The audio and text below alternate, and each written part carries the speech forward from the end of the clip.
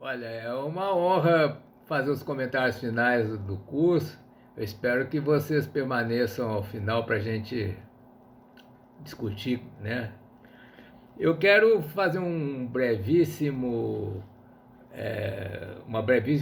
revisão histórica aqui da origem dessa distinção entre primeira e terceira pessoa, que é tão importante na teoria da consciência.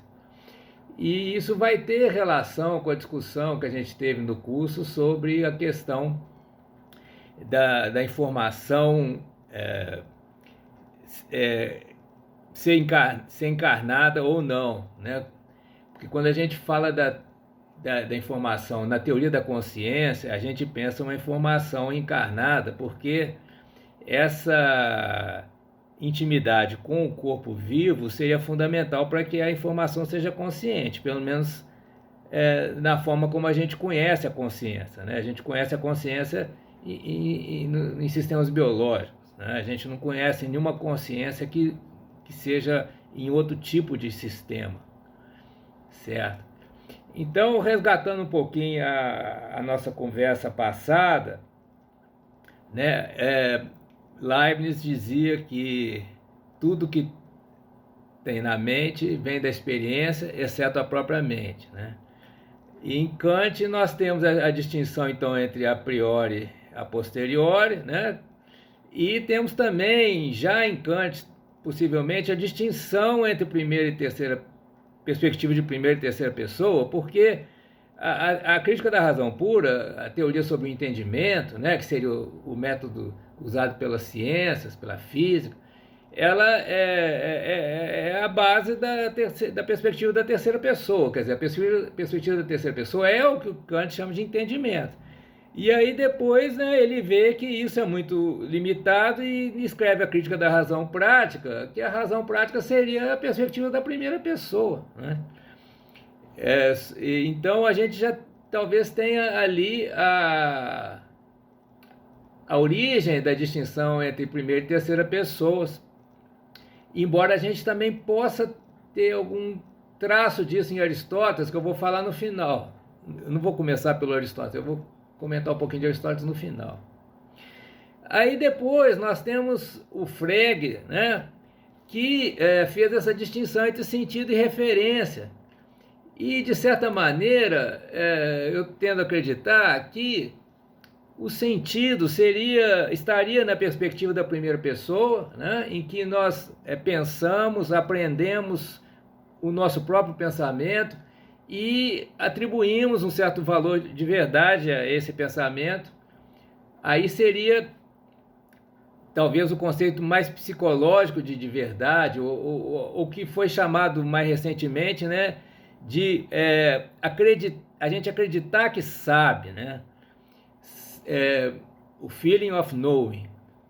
E daí temos a função referencial da linguagem, né? Frege está falando da linguagem, e em que a gente faz um juízo, né, sobre algum outro, uma temática, né, que diz respeito a um contexto de comunicação com outras pessoas a respeito de fatos ou fenômenos que acontecem, né, num mundo compartilhado, né? Então nós vamos nos referir ao objeto, certo? Então aí a gente tem também uma possível distinção entre perspectiva de primeira e terceira pessoa em termos da linguagem, né, em que há um certo internalismo na geração do sentido, porque o sentido é atribuído pela mente, né, por um pensamento gerado pela própria mente. Mas quando a gente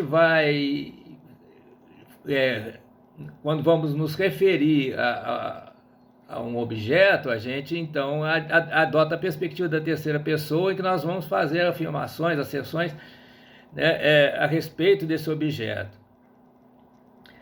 Bem,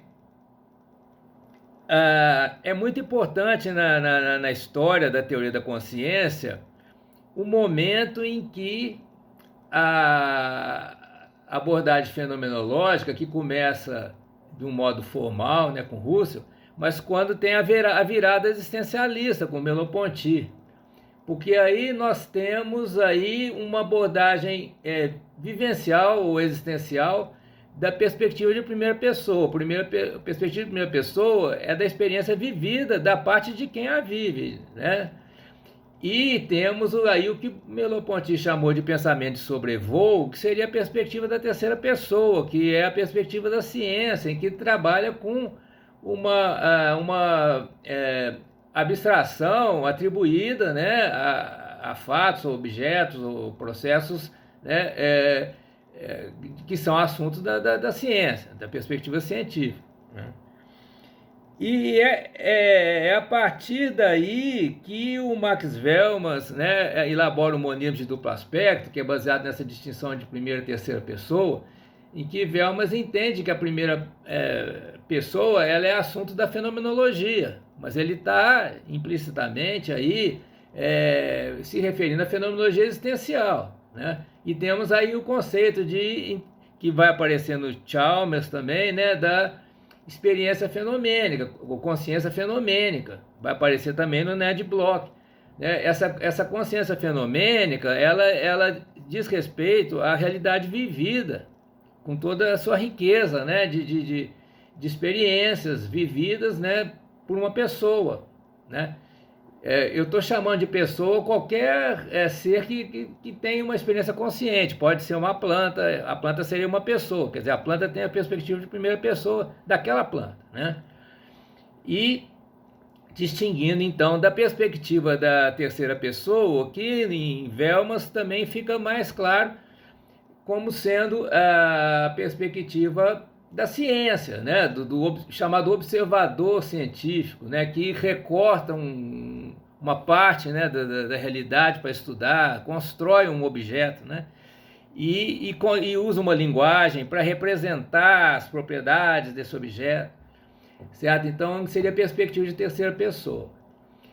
E assim, o autor que melhor divulgou isso, né, foi o Thomas Nagel, né, no artigo What's Like to Be a Bat, em que ele faz a distinção de perspectiva de primeira e terceira pessoa, colocando, né, como exemplo, né, o morcego com a sua percepção do mundo. Então, o morcego seria uma pessoa, né? Na perspectiva do morcego, nós temos, né, um modo de percepção baseado na ecolocação, né? Que para uma pessoa humana não seria possível. Nós não temos biologicamente, nós não estamos dotados da aparelhagem, do aparato, né, perceptivo que o morcego tem, né?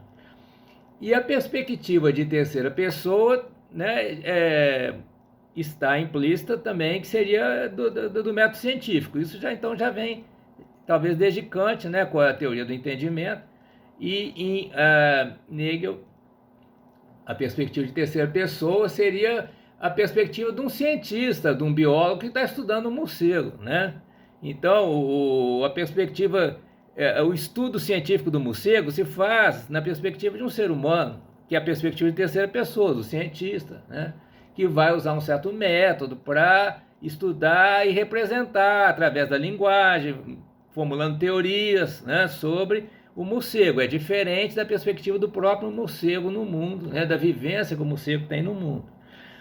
Só que o Nagel embarcou para o lado do chamado dualismo de propriedades, que também é um conceito defendido pelo Chalmers, que me parece inadequado, porque o conceito de propriedade, ele é da perspectiva de terceira pessoa, né? Quando um observador científico estuda um objeto e detecta suas propriedades.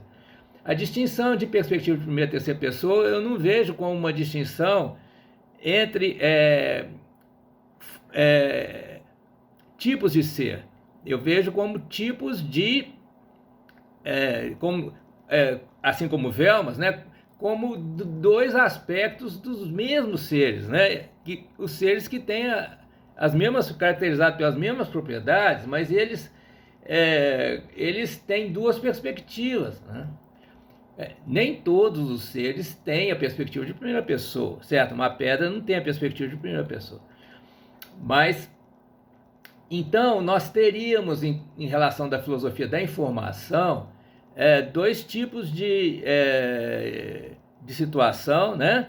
Em que a informação ela é encarnada e ela é vivenciada na perspectiva de primeira pessoa, e temos a informação quando ela está num processo, né, que Frege chamaria uma função referencial, em que essa informação ela representa algo distinto daquele que representa, da pessoa. Quer dizer, eu Alfredo, estou na perspectiva de primeira pessoa. Né? Eu posso estar usando a linguagem para me referir a algo distinto de mim, certo? Então eu estou adotando a perspectiva de terceira pessoa, estou falando sobre outras pessoas ou sobre seres que não têm a perspectiva de primeira pessoa. Né? Eu posso estar falando sobre uma pedra, fazendo uma teoria das pedras, né? Distinção aí, por exemplo, entre rochas magmáticas, etc. Isso aí vai ser na perspectiva de terceira pessoa, porque eu não sou uma pedra, né? Não sou uma rocha, eu sou um sistema biológico encarnado, que a informação está encarnada, eu estou, né, utilizando essas formas, expressando elas através da linguagem, numa terminologia, né? Por exemplo, rocha magmática, uma terminologia construída na sociedade humana, e estou me referindo a um ser distinto de mim, né? Que pode ou não ter perspectiva de primeira pessoa. No caso da pedra, eu entendo que não tem. Né? Certo? Então, quando a gente fala sobre... Quando a gente usa, por exemplo, a teoria da informação, né, no ambiente, por exemplo, tecnológico, né, nós estamos... quando a gente manda uma mensagem pelo celular, a gente está na perspectiva de terceira pessoa. Aí que tem uma parte mais radical dessa distinção, que que boa parte, uma parte considerável das vivências de primeira pessoa não são comunicáveis na perspectiva de terceira pessoa. Então vamos pensar, por exemplo, a experiência de beber o vinho, né? Os enólogos, eles procuram comunicar a experiência de primeira pessoa, mas eles têm que usar analogias, dizer que, né, o vinho é frutado, que ele é, né, escuro, que ele tem gosto de tonel, de carvalho, etc. Né? São tudo metáforas, porque não tem como a gente comunicar a experiência de beber um certo vinho, que é na primeira pessoa, não tem como representar e comunicar isso fielmente, plenamente para a terceira pessoa, né? Então, só quando a informação está encarnada, que a gente está tendo a experiência com o nosso corpo, que a gente tem os chamados coelha ou qualia, né? Nós temos os estados qualitativos exclusivos da primeira pessoa, que não tem como comunicar isso e passar isso para a perspectiva de terceira pessoa, a não ser por analogias, né? Que também são representações, né? Imagens, ou pela linguagem verbal, ou pela linguagem simbólica, ou pelos números, né? Pelas formas matemáticas, etc. Mas aí a gente já está perdendo aquelas qualidades vividas, né? De você estar apreciando um vinho, por exemplo, né? Aquele vinho, né? Com aquele sabor único daquele vinho naquele momento para você. Essa é uma experiência única, repetível e incomunicável, né, plenamente na terceira pessoa. O que vai ser comunicado vai ser uma abstração ou uma representação da experiência vivida, né? Então, isso coloca uma limitação para a perspectiva de terceira pessoa, né? Que é a perspectiva da linguagem que a gente usa para comunicação na sociedade, inclusive, né, por meios eletrônicos. Isso não tem como, por maior avanço que seja né, das telecomunicações, da tecnologia, do celular, dos computadores, dos robôs, não tem como ultrapassar isso, né? A gente nem entendeu ainda bem isso, mas eu vou concluir dizendo como essa questão já está, em certa maneira, em Aristóteles, né? E a solução que os aristotélicos deram é uma solução muito citada na filosofia aristotélica tomista, né? Então vamos voltar para Aristóteles. Para Aristóteles, a realidade é composta de substâncias individuais que, por sua vez, são compostas de forma e matéria, certo? As formas são genéricas, né? Então, por exemplo, todos os cães têm a mesma forma, todos os gatos têm a mesma forma, né? Então, as formas não individuam, não singularizam os indivíduos. O que promove a chamada individuação, ou seja, a singularidade de cada substância, é a matéria, porque a matéria tem um componente aleatório que vai fazer com que todos os gatos sejam diferentes entre si. Todos os humanos, mesmo gêmeos univitelinos, são diferentes. Por quê? Por causa da matéria. A matéria é essa fonte de riqueza, de variedade, né? A forma não. A forma ela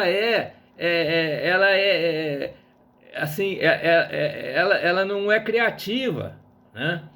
Quando aqui no Brasil a Anísio da Silveira, né, fazia aquela terapia, né, com pessoas em condições psiquiátricas, né, ela fazia aquela terapia de pintura, por exemplo, né, e fez aquela exposição chamada Imagens do Inconsciente, né, mostrou assim, uma grande criatividade do inconsciente, né, pessoas que tinham essa potencialidade, essa disposição, né, de, a partir, né, da sua própria mente, né, elas produzirem obras de arte plástica, certo?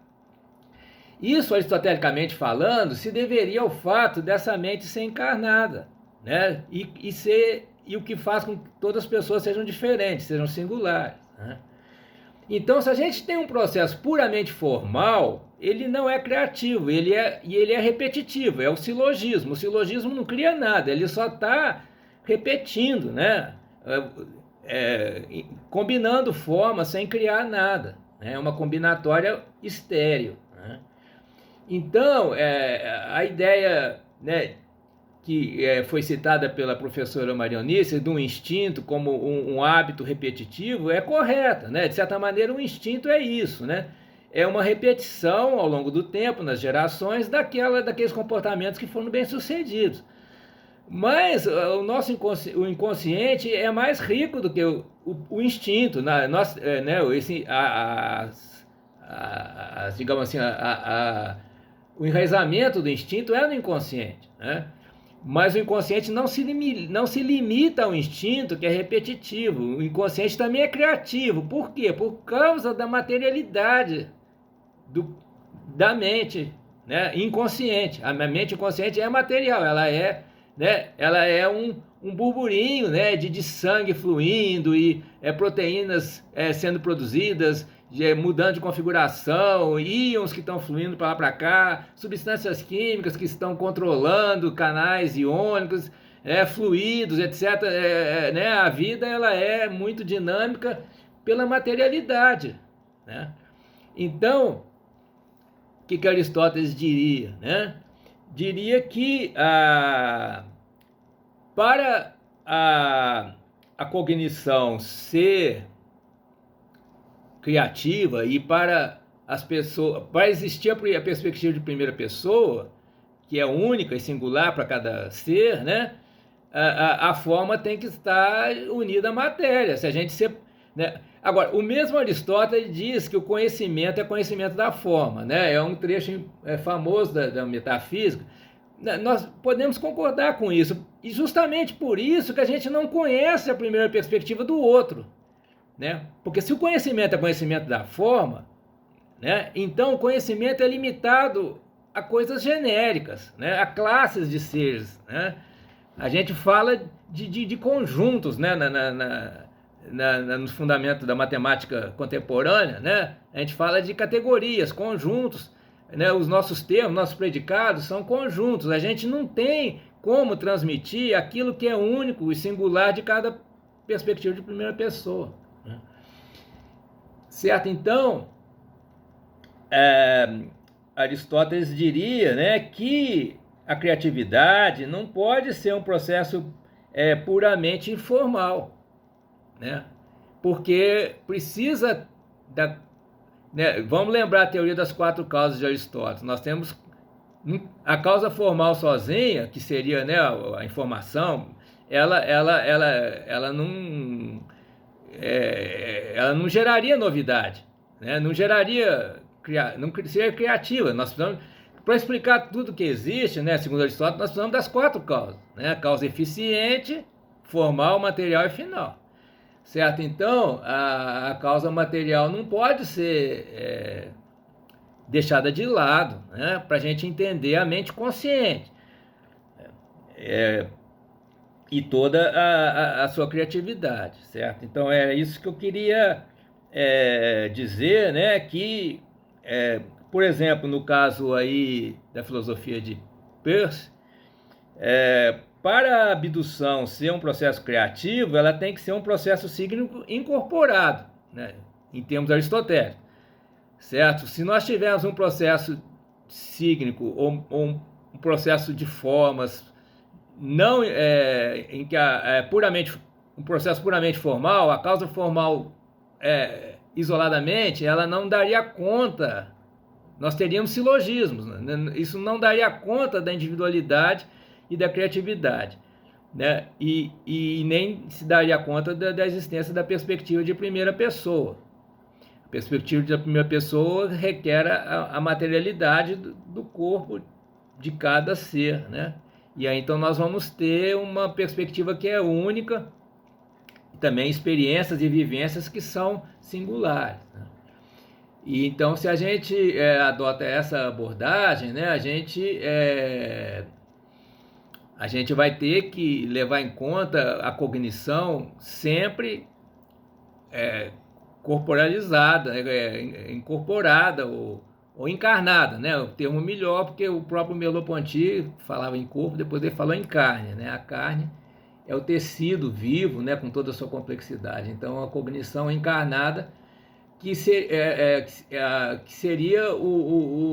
a base melhor para a gente tratar da consciência e da perspectiva de primeira pessoa, que é única, exclusiva e singular para cada ser consciente, certo? Então eu